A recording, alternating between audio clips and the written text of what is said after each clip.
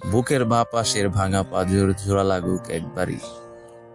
হাজারো পাঁজর ভাঙা কঙ্কাল সার মারিয়ে শুদ্ধ প্রেম আসুক একবারই। একাধিকের আধিক্যতা থেকে মুক্ত হোক জীবন একবারই।